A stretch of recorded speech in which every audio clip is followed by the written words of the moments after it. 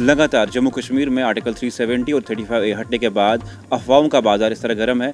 देवेंद्र सिंह राणा ने national conference छोड़ के भाजपा ज्वाइन की। उसके बाद ये स्पेकुलेशन र्यूमर थे कि जम्मू कश्मीर में अमित शाह आने वाले हैं और अमित शाह के विजिट पे बहुत सारे कांग्रेस के ऐसे दिग्गज नेता है जो भाजपा का दामन थामेंगे। लेकिन उसमें ये रूमर्स हैं और स्पेकुलेशन हैं, रमन बालाजी भी अब भाजपा ज्वाइन कर सकते हैं। मैं समझता हूँ जो बातें बेतुकी यहाँ जिस ढंग से की जा रही है इसमें कोई सच्चाई नहीं। रमन बल्ला कांग्रेसी था और आखिरी सांस तक कांग्रेस में रहेगा। हम ये मान जाएं कि बल्ला साहब नहीं जाएंगे कांग्रेस से बाहर। मानने का सवाल नहीं, मतलब कि इसमें कोई दो राय है ही नहीं। रमन बल्ला आया राम गया राम नहीं है। जिन लोगों को ताकत थी, मैं संघर्ष करने वाला आदमी हूँ, स्ट्रगल करूँगा और शरिया मैदान में करके करूँगा। ये अफवाहें फैलाते रहते हैं, इन लोगों का काम कुछ नहीं।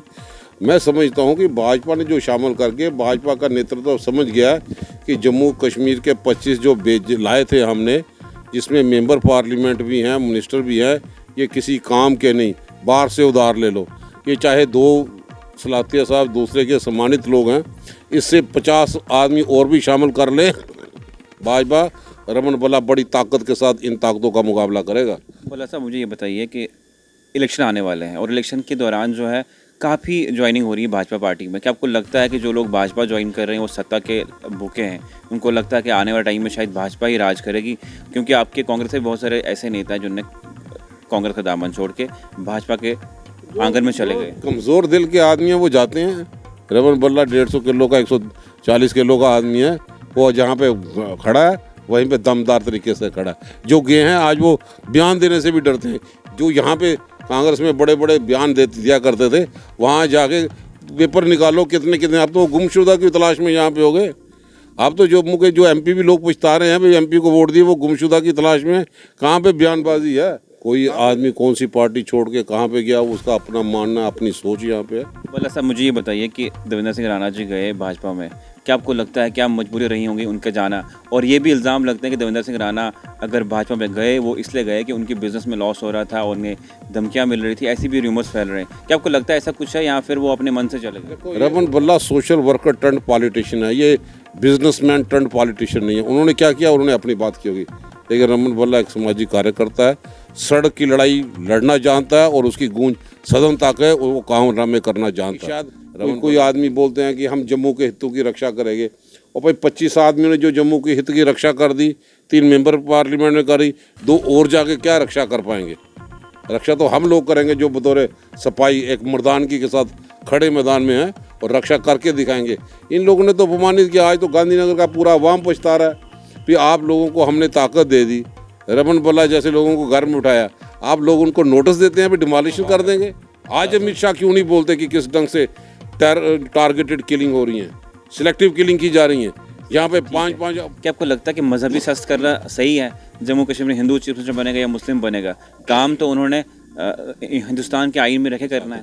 2 आदमी घर में बैठ के जम्मू डिक्लेरेशन करते रहे, बिगुल बजाते रहे। फिर जम्मू डिक्लेरेशन जिस पार्टी में बैठ के बनाया था तो उस पार्टी में टिकना भी चाहिए ना। वो पार्टी छोड़ के तो मैं जम्मू डिक्लेरेशन कहाँ पे गया? लेकिन आखिरी बात बोल दीजिए, हमारी जनता देख रही है आपको, कि रमन बल्ला जी कांग्रेस छोड़ के बीजेपी ज्वाइन करेंगे क्योंकि जनता दोबारा सुनना चाहती है। रमन बल्ला ये बकाऊ नहीं है, ये बाकी लोग। रमन बल्ला एक दृढ़ निश्चय का साथी यहाँ पे है।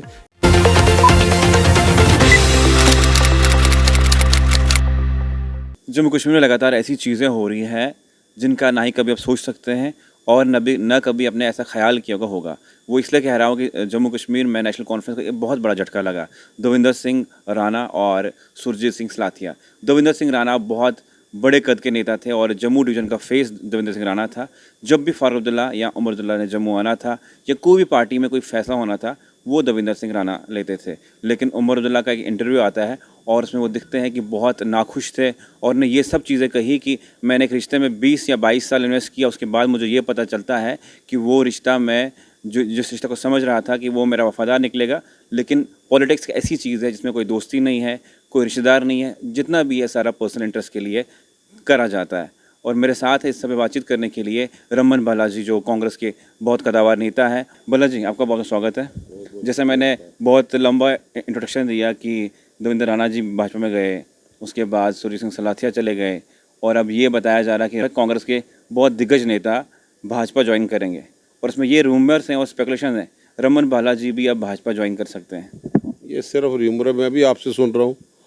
और जब मैं बातें सुनता हूँ किसी से हमें हंसी आती है, जो बेतुकी बातें यहाँ पे करते हैं। और कोई आदमी कौन सी पार्टी छोड़ के कहाँ पे गया, उसका अपना मानना, अपनी सोच यहाँ पे है। हम पक्के किसी आइडियोलॉजी के साथ जुड़े हैं और आइडियोलॉजी के नेतृत्व सोनिया गांधी और राहुल गांधी जी के हाथों को मजबूत करना, प्रियंका गांधी के हाथों को मजबूत करना और हिंदुस्तान को उस बुरे हालात से निकालना, ये हमारा दायित्व यहाँ पे बनता है। और मैं समझता हूँ जो बातें बेतुकी यहाँ जिस ढंग से की जा रही हैं, इसमें कोई सच्चाई नहीं। रमन भल्ला कांग्रेसी था और आखिरी सांस तक कांग्रेस में रहेगा और इन ताकतों से लड़ने के लिए मैं समझता हूँ सक्रिय रहेगा। जिन लोगों ने जम्मू कश्मीर का दर्जा छीन लिया और जिन लोगों के माध्यम से जम्मू कश्मीर के नौजवानों को ज़ख्म पहुंचाने में कोई कसर नहीं छोड़ी, उनके रोज़गार छीनने के बाद जम्मू कश्मीर में कोई नई इंडस्ट्रीज़ का जो वैक्यूम यहाँ पे था कि जिसमें इंडस्ट्रियलिस्ट आते, नई इन्वेस्टमेंट होती, हमारे नौजवानों को रोज़गार मिलता, टोल प्लाजे लगाने वाली सरकार, टैक्स टेररिज्म को क्रिएट करने वाली सरकार, पेट्रोल डीजल महंगाई की मार से आम आवाम की कमर तोड़ने वाली सरकार। लेकिन हम ये हमें लड़ना हम ये मान जाएं कि भल्ला साहब नहीं जाएंगे कांग्रेस से बाहर। मानने का सवाल नहीं, मतलब कि इसमें कोई दो राय है ही नहीं। रमन भल्ला आया राम गया राम नहीं है। जिन लोगों को ताकत थी, मैं संघर्ष करने वाला आदमी हूँ, स्ट्रगल करूँगा और शरेआम मैदान में करके करूँगा। ये अफवाहें फैलाते रहते हैं, लोगों का काम कुछ नहीं। मैं समझता हूँ कि भाजपा ने जो शामिल करके भाजपा का नेतृत्व समझ गया है कि जम्मू कश्मीर के 25 जो लाए थे हमने, जिसमें मेंबर पार्लियामेंट भी हैं, मिनिस्टर भी हैं, ये किसी काम के नहीं, बाहर से उधार ले लो। ये चाहे 2 सलातिया साहब दूसरे के सम्मानित लोग हैं, इससे 50 आदमी और भी शामिल कर ले, भाजपा रमन भल्ला बड़ी ताकत के साथ इन ताकतों का मुकाबला करेगा। भल्ला साहब मुझे ये बताइए कि देवेंद्र सिंह राणा जी गए भाजपा में, क्या आपको लगता है क्या मजबूरी रही होंगी उनके जाना? और ये भी इल्ज़ाम लगता है कि देवेंद्र सिंह राणा अगर भाजपा में गए वो इसलिए गए कि उनकी बिजनेस में लॉस हो रहा था और उन्हें धमकियां मिल रही थी, ऐसी भी र्यूमर्स फैल रहे हैं। क्या आपको लगता है ऐसा कुछ है या फिर वो अपने मन से चले गए? देखो, ये उनका अपना मैंडेट है, उन्होंने क्या किया, किस ढंग से किया। हम सियासी वर्ग, Raman Bhalla social worker turn politician है, ये बिजनेसमैन टर्न पॉलिटिशियन नहीं है। उन्होंने क्या किया, उन्होंने अपनी बात की होगी, लेकिन रमन भल्ला एक सामाजिक कार्यकर्ता है, सड़क की लड़ाई लड़ना जानता है और उसकी गूंज सदन तक है, वो काम करना जानता है। रमन भल्ला शरेआम मैदान में रहेगा उस विचारधारा के साथ, जिस विचारधारा के माध्यम से हम भाईचारे की ताकतों को मजबूत करें। और हमें अपना लक्ष्य है कि गरीब आवाम की सेवा करना, और सेवा करने के लिए चाहे किसी भी पार्टी में हो वहीं पर टिके रहना। जिस पार्टी ने हमें पूरी ताकत यहाँ पे दी, तूफान आया, तूफान निकल गया, लेकिन आज लोग महसूस करते हैं कि जो भाजपा के लोग सत्ता में यहाँ पे रहे, उन्होंने जम्मू कश्मीर को दिया क्या, किसकी वाह लूटते हैं, किस लिए ये वहाँ पे जा रहे हैं। कि शायद कोई आदमी बोलते हैं कि हम जम्मू के हितों की रक्षा करेंगे, और भाई 25 आदमियों ने जो जम्मू के हित की रक्षा कर दी, 3 मेंबर पार्लियामेंट ने करी, 2 और जाके क्या रक्षा कर पाएंगे? रक्षा तो हम लोग करेंगे जो बतौर सपाई एक मर्दानगी के साथ खड़े मैदान में हैं और रक्षा करके दिखाएंगे। इन लोगों ने तो अपमानित किया। आज तो गांधीनगर का पूरा अवाम पछता रहा है कि आप लोगों को हमने ताकत दे दी, रमन भल्ला जैसे लोगों को घर में उठाया, आप लोग उनको नोटिस देते हैं भी डिमोलिशन कर देंगे। 10-10 फुट ज़मीन छोड़ दे, 70 साल में वो पीसफुल पोजेशन में लोग रह रहे थे, उन लोगों का बिजनेस यहाँ पे है। गांधीनगर के अवाम के जो रेजिडेंशियल कॉलोनी है, 500-500 रुपये लेके तो लोन पे उन्होंने ज़मीनें ली हैं। जॉइंट फैमिली सिस्टम में एक घर है, 10 मरले में, 11 मरले में 4-4 परिवार वहाँ पे रह रहे हैं। तो आप उसमें तानाशाही दिखाओगे भाई आप ये भी गिरा दो, वो भी गिरा दो। भाई आपने उनकी कास्ट पे क्या डेवलपमेंट करोगे, उनकी कास्ट पे क्या स्मार्ट सिटी बनाओगे? आप पहले अपने मॉडर्न स्लाटर हाउसेस बना दे, आप पहले मॉडर्न स्लाटर हाउसेस के साथ नए सीवरेज ट्रीटमेंट प्लांट बना दें, आप सीवरेज सिस्टम ठीक कर दें, आप डेस्टिनेशन टूरिस्ट सेंटर बना दें, तो फिर स्मार्ट सिटी बोर्ड लगा के चौकों के नाम पे किसी और के नाम पे बना के लोगों को गुमराह करते हैं। इसलिए जम्मू कश्मीर में भाजपा ने जो ज़ख्म यहाँ पे दिए हैं, उसके लिए संघर्ष करना हमारा कर्तव्य है और हम संघर्ष से गुजरे हैं और आगे भी संघर्ष करने के लिए तैयार है। और हम एक आइडियोलॉजी के साथ, जिस आइडियोलॉजी, मैं तो फ़ख्र महसूस करता हूँ कि मैं उस तंजीम का सिपाही हूँ जिस तंजीम के बड़े बड़े दिग्गज नेताओं ने अपनी जानों की हुती दे दी देश की खातर। स्वर्गीय इंदिरा गांधी हो, स्वर्गीय राजीव गांधी हो, सरदार बेअंत सिंह हो, और आज आए दिन जो भाजपा ने हमें लाशों का बाजार गर्म करके दिया है, उसके लिए आज जम्मू कश्मीर में यूटीएस सीधा केंद्र जिम्मेवार है। आज अमित शाह क्यों नहीं बोलते कि किस ढंग से टारगेटेड किलिंग हो रही हैं, सिलेक्टिव किलिंग की जा रही हैं? यहाँ पे 5-5 सिख बच्चे जिन्होंने शहादत रजौरी सुरनकोट में हाल ही में यहाँ पे दे दी। तो क्या ये पोजीशन यहाँ पे थी जो दावे यहाँ पे करते थे? हमें इन चीज़ों से, इन पॉलिसी जो जन विरोधी नीतियाँ भाजपा ने अपनाई हैं उसका खिलाफ संघर्ष करना है और हम करते रहेंगे। भल्ला साहब, मुझे ये बताइए कि इलेक्शन आने वाले हैं और इलेक्शन के दौरान जो है काफ़ी ज्वाइनिंग हो रही है भाजपा पार्टी में। क्या आपको लगता है कि जो लोग भाजपा ज्वाइन कर रहे हैं वो सत्ता के भूखे हैं? उनको लगता है कि आने वाले टाइम में शायद भाजपा ही राज करेगी? क्योंकि आपके कांग्रेस के बहुत सारे ऐसे नेता हैं जिन्होंने कांग्रेस का दामन छोड़ के भाजपा के आंगन में चले गए। कमज़ोर दिल के आदमी हैं वो जाते हैं।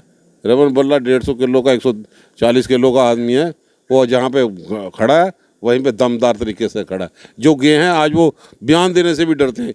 जो यहाँ पे कांग्रेस में बड़े बड़े बयान दिया करते थे, वहाँ जाके पेपर निकालो कितने कितने, आप तो गुमशुदा की तलाश में यहाँ पे हो गए।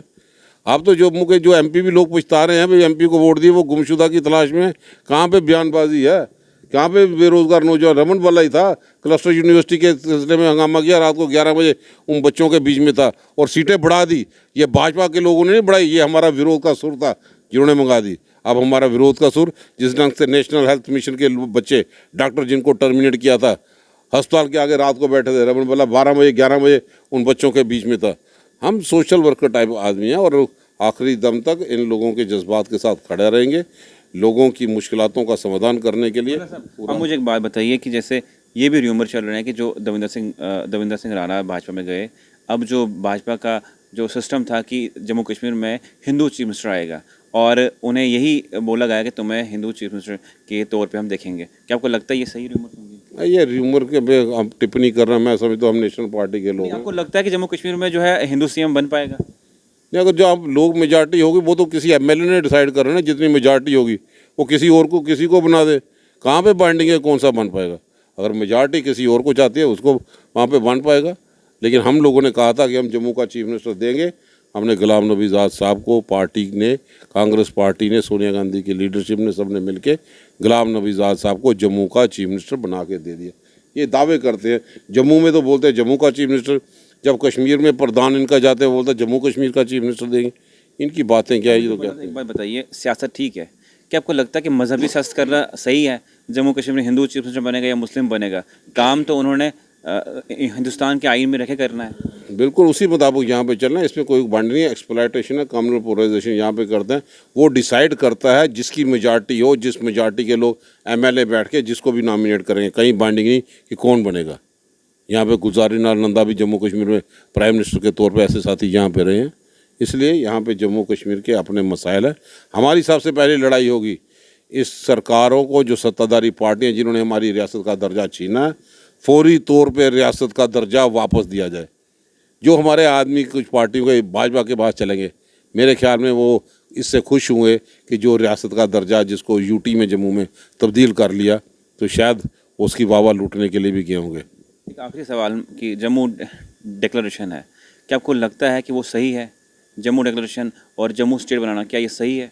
जम्मू डिक्लेरेशन करना किसी इंडिविजुअल एक आदमी का काम होगा, दो का आदमी का जनरल कंसेंसस होगा। वो तो इलेक्शन मैनिफेस्टो तय करेगी जब चुनाव की घोषणा होगी, हम लोग किसके साथ हैं। तो दो आदमी घर में बैठ के जम्मू डिक्लेरेशन करते रहे, बिगुल बजाते रहे। फिर जम्मू डिक्लेरेशन जिस पार्टी में बैठ के बनाया था तो उस पार्टी में टिकना भी चाहिए ना। वो पार्टी छोड़ के तो मैं जम्मू डिक्लेरेशन कहाँ पे गया? चलिए, आखिरी बात बोल दीजिए, हमारी जनता देख रही है आपको, कि रमन बल्ला जी कांग्रेस छोड़ के बीजेपी ज्वाइन करेंगे क्योंकि जनता दोबारा सुनना चाहती है। रमन बल्ला ये बकाऊ नहीं है, ये बाकी लोग। रमन बल्ला एक दृढ़ निश्चय का साथी यहाँ पे है। ये अफवाहें किसी वेस्टेड इंटरेस्ट लोगों की बनाई गई, जिनकी शायद कहीं पे नुकसान कहीं पे पहुँच रहा होगा। उन लोगों का अपना मानना कहाँ पे होगा। रमन बल्ला सोनिया गांधी के हाथों को मजबूत करने के लिए, राहुल गांधी के हाथों को मजबूत करने के लिए, अपनी स्टेट की लीडरशिप को मजबूत करने के लिए, वो कांग्रेस की विचारधारा जिन्होंने गुलामी की जंजीरों से जकड़े हुए हिंदुस्तान को आज़ाद करवा के दिया, और 70 साल में आज हिंदुस्तान अगर हवाओं में बातें करता है तो वो कांग्रेस के पीछे उसकी स्पिरिट थी उस विकास के। आज 7 साल में ये विकास नहीं हो पाया। विकास हुआ तो पेट्रोल, डीजल, गैस की कीमतों में विकास हुआ। विकास हुआ तो कोरोना की बीमारी में लाशों का बाजार जो देखा उसमें विकास हुआ। आज तो यहाँ पे अलहदा पोजीशन यहाँ पे है। मैं समझता हूँ कि हम लोगों को रियासत का दर्जा और डेवलपमेंट के सिलसिले में इंफ्रास्ट्रक्चर पूरा विजिबल यहाँ पे दिखाई दे, वही हमारा संकल्प है। हम कांग्रेस की आइडियोलॉजी के साथ, जो अफवाहें हैं मैं भी सुनता हूँ, मैं भी समझता हूँ कि आज जर्नलिज्म के ग्राफ को क्या होगा भाई, जो जिसका नाम है वो घर में रोज़ प्रोग्राम भाजपा को उसकी टिप्पणियाँ यहाँ पे करता है कि भाजपा ने जिस ढंग से लोगों को नुकसान पहुँचाया, तो अपने अपने ख्याल से अगर हमारा नाम लेने से किसी का पेट भरता तो भरता रहे, हम इधर आराम से बैठे हैं, हमारा नाम तो चलता है मार्केट में। बहुत बहुत शुक्रिया। ये थे मेरे साथ रमन बालाजी, जो कांग्रेस के बहुत सीनियर नेता हैं। लगातार जम्मू कश्मीर में आर्टिकल 370 और 35A हटने के बाद अफवाहों का बाजार इस तरह गर्म है, मानिए कोई भी चीज़ अगर रात को होती है और सुबह उनकी अफवाहें चलती है। देवेंद्र सिंह राणा ने नेशनल कॉन्फ्रेंस छोड़ के भाजपा ज्वाइन की, उसके बाद ये स्पेकुलेशन र्यूमर थे कि जम्मू कश्मीर में अमित शाह आने वाले हैं, और अमित शाह के विजिट पे बहुत सारे कांग्रेस के ऐसे दिग्गज नेता हैं जो भाजपा का दामन थामेंगे। लेकिन रमन बाला जी से हमने बातचीत की और उन्होंने साफ कर दिया ऑन रिकॉर्ड कि रमन बाला कभी भी कांग्रेस का हाथ नहीं छोड़ेंगे, और जो हमेशा भाजपा के खिलाफ बोलता है वो रमन बाला हमेशा कांग्रेस के साथ रहेगा जब तक दम है। फिलहाल के लिए इतना। आप देखते रहिए न्यूज़ इनसाइडर 24/7।